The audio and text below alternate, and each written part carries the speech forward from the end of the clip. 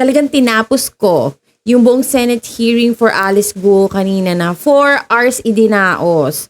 So, kanina sobrang nasistress talaga ako. Nasistress ako for Alice kasi alam ko na nagsisinungaling siya. Sorry kung nagjo-judge na ako ng ganito at nagbibitaw na ako ng salita na ganito. At alam ko may mga magsasalita na naman sa inyo na makamayora na syempre pagtatanggol nyo yan. Pero ito kasi yung sinasabi ko, this is my 2 cents about dun sa mga nilalahad niya. At syempre, kahit sino naman makinig since the very start, di ba? Very shady. Lahat ng mga binibigay niyang sagot, sobrang talagang alam mo na may something underneath it. Kung nasaksihan natin yung unang-unang Senate hearing for Mayor Alice, marami siya mga tanong doon na parang di niya talaga sinagot na maayos actually.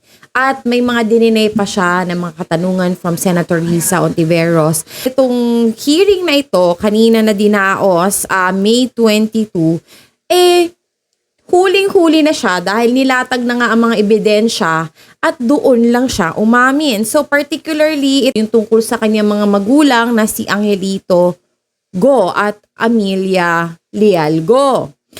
So, they found out na yung parents pala na sinasabi neto ni Mayor Alice ay although may piniresent daw na marriage certificate, hindi daw ito registered. Meron daw siyang 2 iba pang kapatid, which is ang pangalan daw ay Seaman Go and Sheila Go, na anak din daw nitong Angelito Go at Amelia Go. Sinabi nito ni Mayor Alice na nung pinanganak siya ay inabandon na siya, iniwan na siya from there. Pero may mga sumunod pa siyang mga kapatid. So yun yung questionable ngayon. Yun yung parang ang gulo ng mga impormasyon na binibitawan. Etong Angelito and Amelia na mga magulang nito ni Alice Go, sila mismo ay walang mga birth certificates, which is para nagkaroon ng conspiracy na itong Angelito at Amelia doesn't exist at all. So, hindi sila totoong tao, gawa-gawa lamang. At nung unang Senate hearing ay tinanong siya tungkol dun sa kanyang mga kapatid na si Seaman at si Sheila Go, pero hindi niya sinagot, hindi daw niya kilala. So, sabi niya right after nung hearing na una ay nagtanong siya sa kanyang ama. Niya daw nakumpirma na kapatid nga niya itong Seaman at Sheila Go. Ngayon, kanina tinanong siya sa hearing kung na-encounter daw itong ni Alice ang kanyang mga kapatid, only to find out na ito palang Sheila Go ay nakakasama niya out of the country pa. Travel buddy ang tawag ni Senator Risa Ontiveros dahil out of the country sila nagbabond. More than 3 times silang lumabas ng bansa at magkasama sila. So, paano yun? Diba? Nakakasama mo tapos hindi mo alam na kapatid mo yun? Ang labo. So, dun pa lang sa mga detalyeng yon, alam na natin na nagsisinungaling siya. At very alarming yon kasi yung mga ganong detalye, yung mga ganong bagay, pinagsisinungaling na niya. So what more sa mga iba pang mga bagay.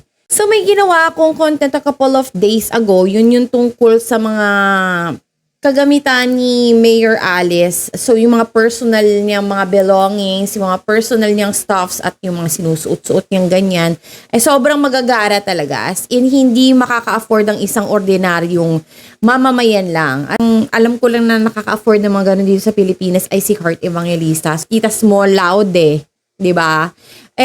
Yung iba, syempre magugulat ka na si Mayor Alice ganun din pala. Tapos naka McLaren sports car pa. Ito daw si Mayor Alice Guo, nagmamay-ari ng mga trucks at mga helicopters. Ang sabi ni Mayor Alice ay isa lang daw ang sasakyan niya at the moment, pero meron siyang mga helicopters at meron siyang mga trucks. Although, isa lang naman yung helicopter na yon. Ito kasi si Senator Raffy, minsan may pagka-exaggerated, sabi niya mga. So, nung tinanong si Mayor Alice, ay isa lang naman daw yung binili niya. Tapos, ang tatay daw niya ay may share dun sa pinambayad doon sa helicopter na inavail nila. So, ang isang helicopter daw ay nagkakahalaga ng $1 million, which is approximately nasa, more or less, mga nasa 60 million pesos. Parang ang kini-question nila doon is kung kalahati ng tatay mo yung nagbigay, ibig sabihin ikaw din ay merong malaking halaga. So, half nun, no? Means 30 million yung kanya. So, kinwestiyon na din siya kung magkano yung nabibigay ng ama niya.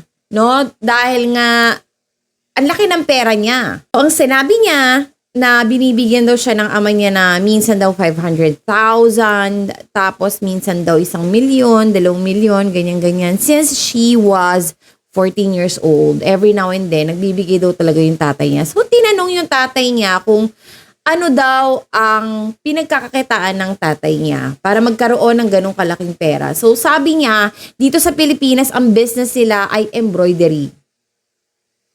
Embroidery. Pero meron din business sa China, which is hindi niya naman dinisclose kung ano yung business na yon. Ito mga nilista kong mga detalye, ito lang yung parang medyo nagulantang ako, no? Kaya ito yung mga nilalahad ko ngayon dito sa content na ito. Kasi parang ito yung, oh my gosh, ang extreme nung pagsisinungaling niya sa mga bagay na ito. And siya para i-tolerate yung pagpapatayo ng isang pogo establishment, no? Kasi ang sabi niya, hindi daw siya part nung pogo na yon, pero lupa daw niya yung pinagtayuan nung pogo establishment na yon. Sabi sobrang stress ni Mayor Alice kanina, narinig mo na yung hininga niya sa mikropono. Ganon ka-intense. Lalo na nung time na si Senator Loren Legarda na yung nag-i-interrogate sa kanya, halos maiyak-iyak siya eh. Talagang almost sobrang close na ni Senator Loren Legarda para mabiyak niya si Alice kung meron lang talagang enough time, which is sinayang naman dito kay Senator Jinggoy. Dahil yung mga tanong ni Senator Jinggoy, parang wala namang kapararakan, di ba? Sana binigay na lang yung oras na yun kay Senator Loren Legarda. And for Senator Risa Ontiveros as well, no? Wala nang questions asked, no? Talagang, eto na talaga yon. Wala na magtatanong kung bakit sila naging senador. Ako sa akin lang, ito, obserbasyon ko lang to Yung accent niya, yung pananalita niya, feeling ko aral yun. Feeling ko she came from a language school, nag-aral siya, minaster niya siguro kung paano pagsasalita ng Tagalog. Kasi may naiwang accent. Hindi iyon aksento ng isang typical na Pilipino na lumaki sa farm. And to Senator Win Gatchalian, ang galing niya talaga magpaikot. Kasi nung una, na-win niya, kaya nga win Win Gatchalian. Na-win niya yung loob ni Alice. And then later on, parang binasag niya. Ganon. Ang galing, di ba? So, na-notice niya din ba na medyo may mga pahapyaw ng pagdadrama ito si Mayor Alice? Like yung, I wish I had a good life. Yung parang mga ganon-ganon. Tapos meron pa siya na mahal daw niya yung tatay niya. Kaya mas mainam na ang next hearing na dadausin ay wala ng media. No, kumbaga sila na lang. Kasi pag nagdrama ito si Mayor Alice, alam niyo naman ng mga Pilipino, madaling mabilog ang ulo. Konting iyak-iyak lang nitong Mayor Alice na ito, sigurado siya na yung kaawaan ng mga Pilipino, 'di ba? Kaya mabuti na lang siguro, mas mainam pa siguro na sila na lang at sigurado. They're very, very close na kanina pa lang to getting all the details, from getting the truth. So siguro sa susunod na session ng hearing nito, may makukuha na sila. Biruin nyo, no, sobrang very, very sneaky ng team ni Mayor Alice. Kasi sobrang nalulusutan nila lahat, ganyan. At saka talagang si Mayor Alice kasi talagang medyo may pagkaano siya May pagka talagang pinaninindigan niya na ganito kahit masakta na siya doon sa hearing, kahit na kung ano na yung maririnig niya, kahit mas stress na siya, wala ka talaga makukuha sa kanya. Pero kanina, habang nagsasalita ito si Senator Loren Legarda, parang malapit na talaga doon. No, malapit na talaga doon sa gusto nilang tumbukin. Yun nga lang, kinulang sa oras dahil ay Senator Jinggoy. Bakit palagi si Senator Jinggoy yung sinisisi ko? Kasi sa totoo lang, 'di ba? Parang ilang minuto din yun, no? Kasi kanina, nung time na etong si Senator Loren Legarda yung nagsasalita. Gusto lang naman niya na magkwento ito si Alice para nga malaman niya kung talagang lumaki sa Pilipinas ito si Mayor. Yung simpleng kwento lang. Kaso laging ito si Mayor ay lagi niyang inuuna na lumaki po ako sa farm, sa ganito, ganyan. Oh my God, para siya naka-chat GPT. Nakakaloka talaga. Sobrang scripted. Alam niyo, parang tama nga yung sinabi ni Senator Loren Legarda. It seems like para siyang robot na paulit-ulit same script. At grabe yung mga lawyers niya. Siguro sinabi na, pag tinanong ka, ganito lang ulitin mo sa umpisa na laki ka sa farm, ganyan. Tapos ito naman taga-Comelec, tulog ng tulog dun sa tabi ni Mayor Alice. Antok na antok dun sa hearing. Matutumba na siya sa totoo lang kanina. Nakapikit na talaga siya. Tagal niyang nakapikit. Ito naman si Senator Raffy Tulfo pasikat din. Sabi na mamaya ipagpapawisan ito si Mayor Alice. Wala naman sinabi, hindi naman nagulantang doon sa tanong ni Senator Raffy si Mayor Alice, di ba?